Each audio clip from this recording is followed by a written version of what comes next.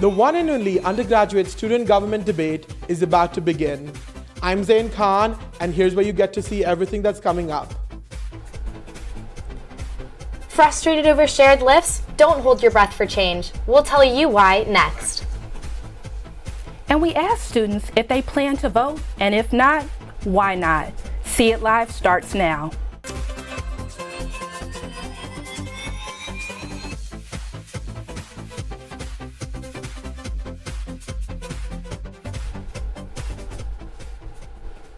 USG elections are less than a week away. Tonight, the presidential candidates will debate the biggest issues. Hi, I'm Hannah Joy. And I'm Payton May. Reporter Zain Khan is live where the debate will happen in Wallace Annenberg Hall. Thank you so much. I'm here at the Annenberg Hall in room 106, where the debate is about to begin in just an hour. As you can see behind me, the cameras are set up, the mic is set up. It is going to be a very interesting and historic debate, given that this is the first time in a very long time where we're going to have such a large pool of candidates. There is 5 slates running for president and vice president. We spoke with the moderators of the debate, and this is what they had to say. We're looking for, in-depth answers, but they only have 60 seconds, so how in-depth can you get? But I would say actionable steps are definitely something I'd be looking for. We're reporters, so oftentimes we'll receive statements that sometimes skirt around questions, don't give a full and complete answer. So what we would really be looking for is just full and complete answers with actionable steps, as Natalie said. Fight on! The moderators gave us the rundown of how the debate is going to work. Each slate is going to have 60 seconds to respond to the questions. The questions have been picked by the moderators in collaboration with USG, as well as one question each from the president and vice president of the current administration. There'll also be questions. Tonight, we're going to hear from several candidates running for undergraduate student government. We reached out to all 5 tickets for president and vice president earlier this week to ask why students should vote for them. We begin with Yoav Gillith for president and Monica Rodriguez for VP. Hey everyone, I'm Yoav. And I'm Monica. And we're excited to be running for your student body president and vice president. We're running on 3 big priorities: community engagement, mental health, and restructuring. We'll work to expand Children's Give Back and work to make sure there are adequate mental health resources on campus, from bringing puppies to goat yoga and diversifying our therapists. And we'll fight for single rider thrift. We get it.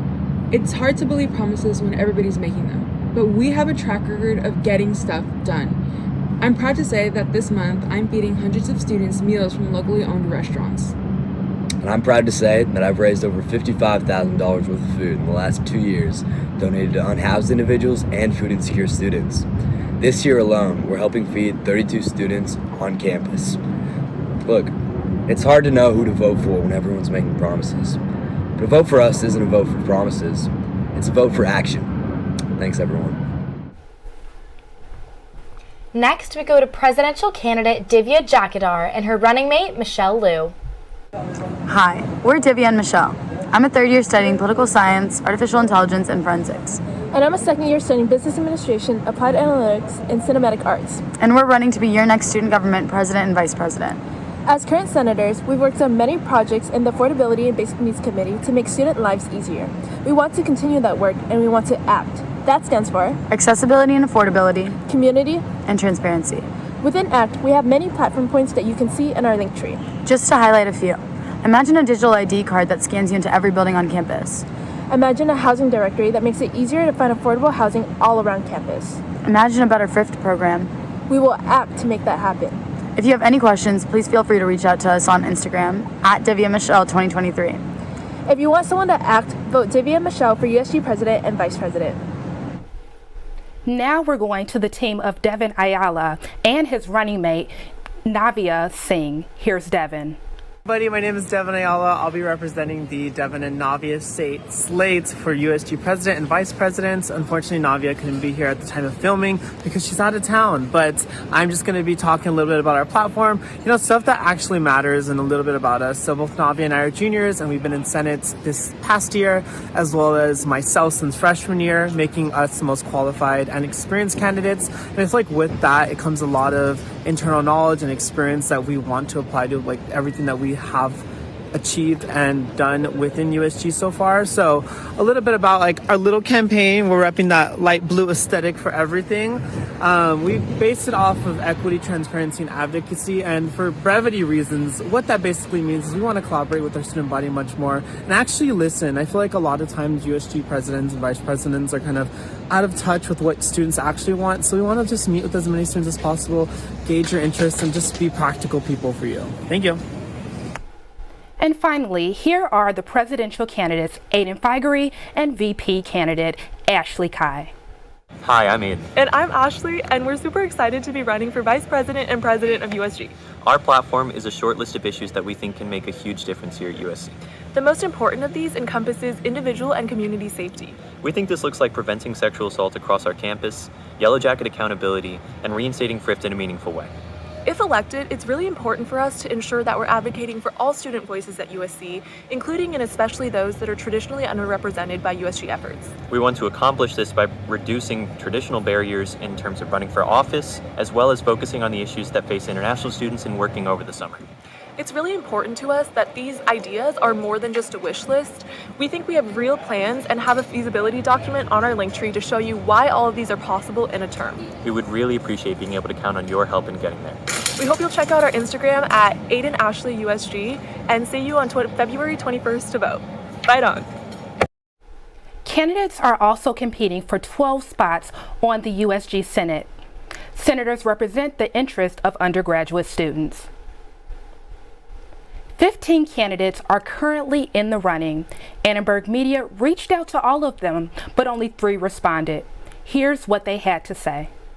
Something that our ticket does that's unique is that we have a combination of institutional knowledge from me being in USG. My running mate, Hallie, is new to USG, but she has a background in social justice and advocacy. Everyday problems that students face are something that we're really interested in helping fix. We want to fix thrift. We want to expand the USC LAX shuttle. We want to expand mental health services, and we want to help repair relations with the USC community and the greater South Central community. My main 2 issues are resources for undocumented students and resources for first-generation low-income students. I see my entire campaign on just having achievable goals, being transparent during my term and campaign, and making sure that I held myself accountable to representing the students.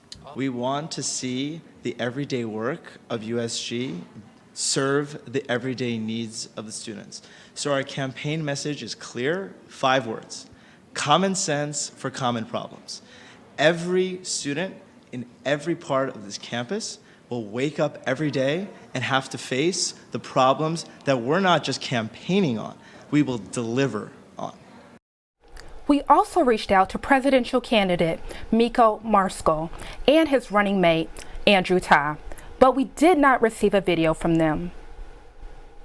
Many students have expressed frustration over a free ride program that they say is not worth the wait. Reporter Jeremy Cole spoke with students and drivers today about the shared Lyft policy. The recent change to USC's Free Lift service has been a hot topic of debate here on campus. It's really an inconvenience. You'd rather just walk. I just kind of don't bother anymore. When the Thrift program began in 2018, it offered shared rides. Then when COVID hit, both Lyft and USC removed shared rides from the app.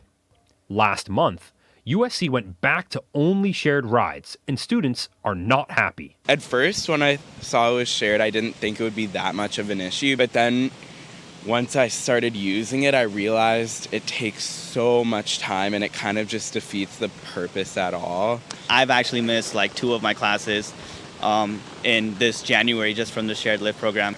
I think it's just been the lack of consideration for everybody. We students are kind of being ignored because we don't get to go home safe. Students aren't the only ones unhappy. Lyft drivers say they're losing money. We only get paid $2.62 a ride. It's not enough money. I I won't do it anymore. There's a reason I haven't been here for a while. It's not enough money. Today, the head of the Free Lift program at USC said Lyft rides are down 40% per week.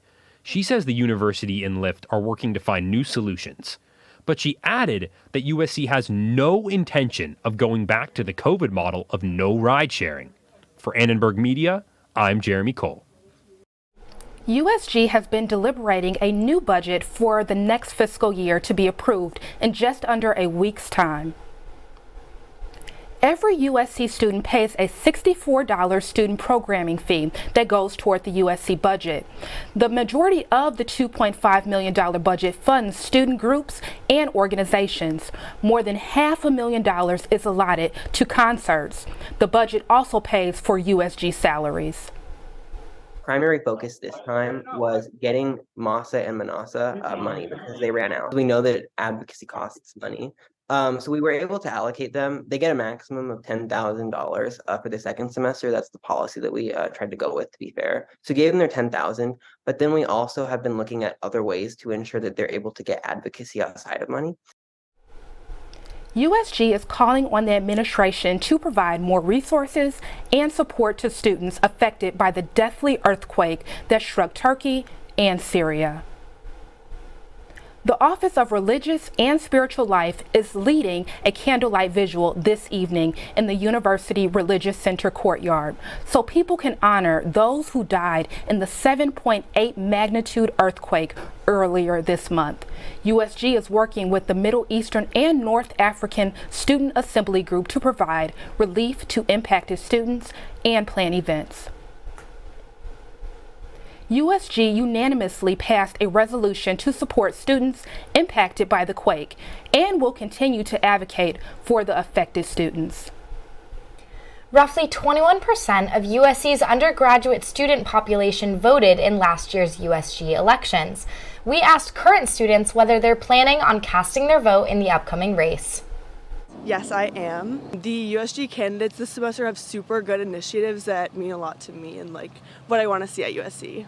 No, I don't know what student government does. It wouldn't impact me, I don't think, and I haven't heard anything about it other than signs. I am not. I just haven't really seen anything about it on campus. Yes, I am, but I still have to educate myself on who is running, and then I will decide who I'm voting for, but I will definitely be voting. Yes, I am. I feel like all the candidates want to make change, and I'm here for the change. We spoke with current and former USG officers about their relationship with USC's administration. Reporter Chaz Messman has the story. USG tries to bridge the gap between students and the university. We meet regularly with a lot of these people that actually can implement policy changes. So in a way, the people that you're electing are going to provide recommendations and are going to influence the administrators to take action. A key factor in enacting change is the relationship between USG and the administration. They are there to sort of like advise us.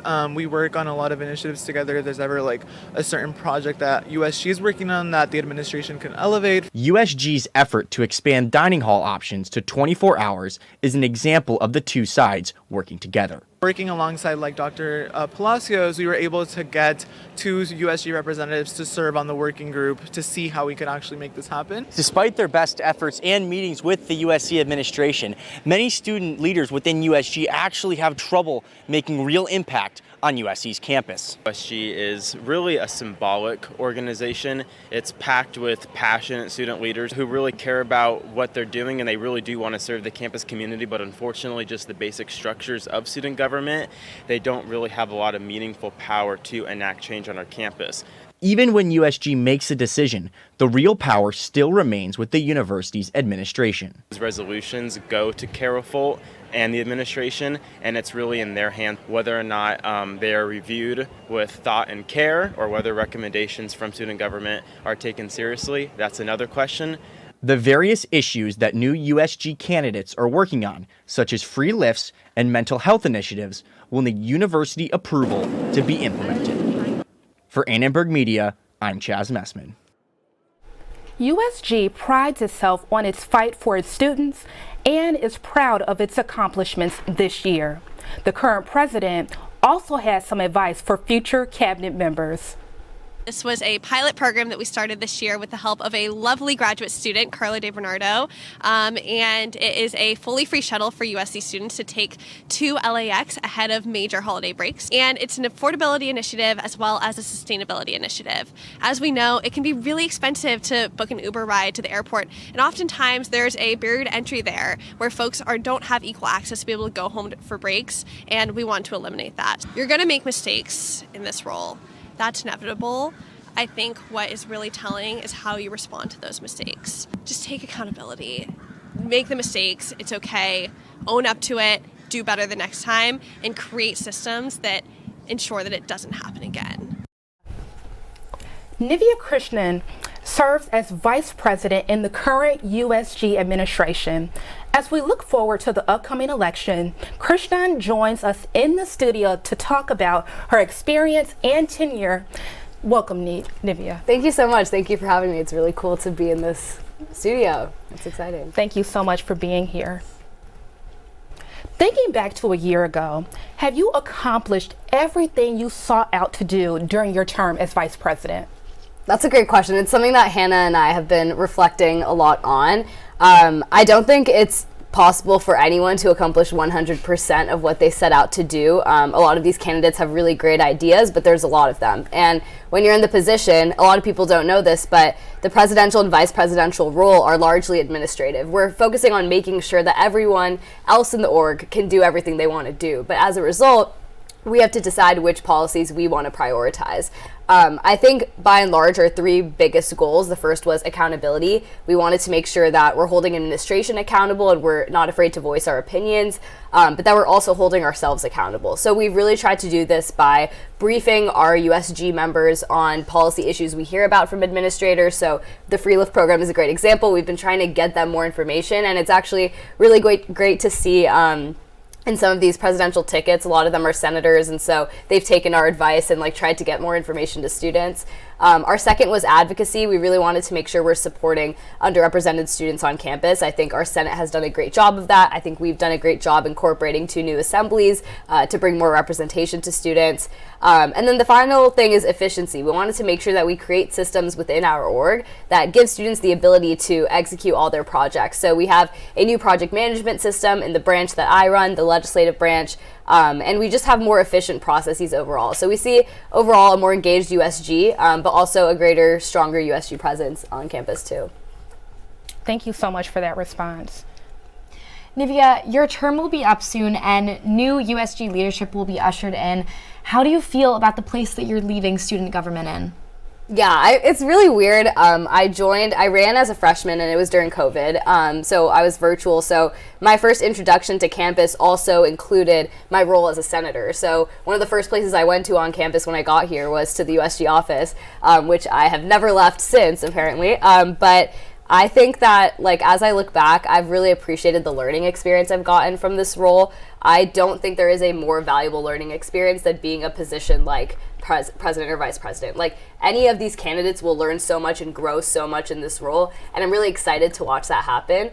I'm excited to have more time on my hands, but I'm really interested in still being involved in student government in some less time commitment oriented way. But I'm really proud of our administration. Couldn't have asked for a better cabinet or a better group of senators or members. I really appreciate all the time they've dedicated to this, and I'm really excited to see who gets to take the reins next.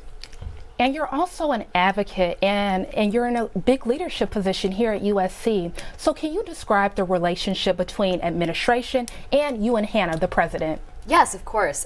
So I think when I first started this role, I came into the role like a lot of other students where you're generally pretty skeptical of administration because you don't know much about them. It's kind of this just broad, ambiguous concept. And so when we started to actually have these standing meetings, we have meetings with the Vice Provost of Student Affairs, Assistant Vice Provost of Student Affairs, we meet with DPS chiefs, we meet with the Chief Diversity, Equity, and Inclusion Officer. So we meet with all of these different people, and I think the biggest thing we've learned is how to maintain these relationships. And surprisingly, it's the same way you'd maintain relationships with any student.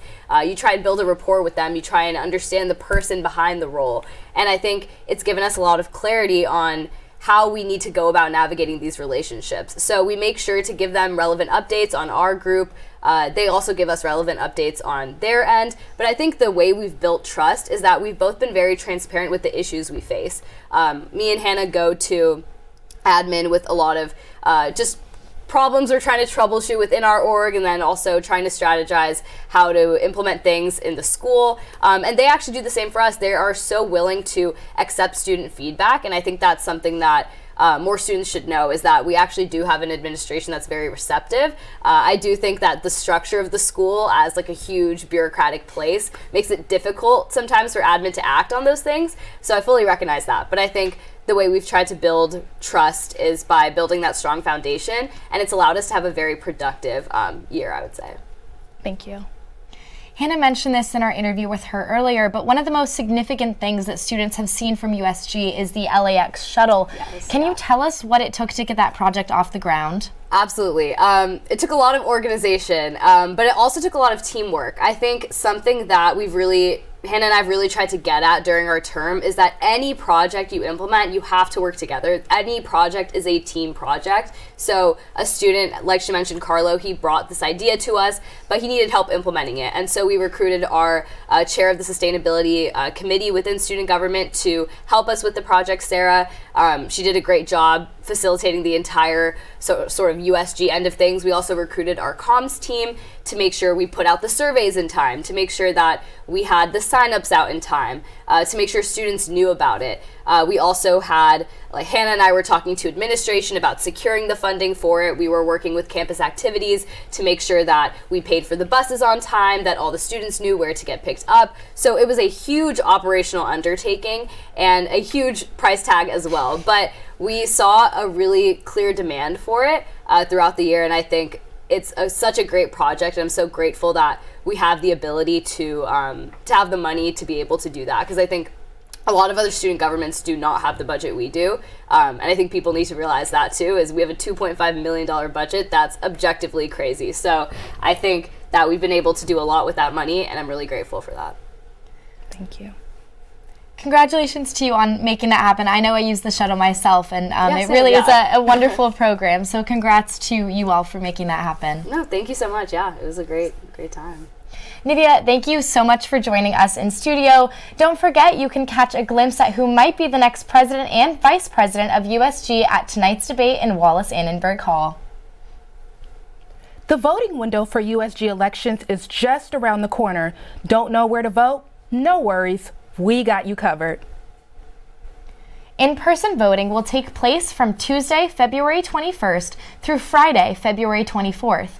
USG will have voting booths from 10 a.m. to 4 p.m. outside of Levy Library and Tommy Trojan. The voting link will be available through a scanned QR code, and online voting will remain open through Sunday, February 26th. Thanks so much for watching See It Live. From everyone at Annenberg Media, I'm Hannah Joy. And I'm Payton May. For more coverage, watch and subscribe to our YouTube channel at youtube.com/Annenberg Media. Good night.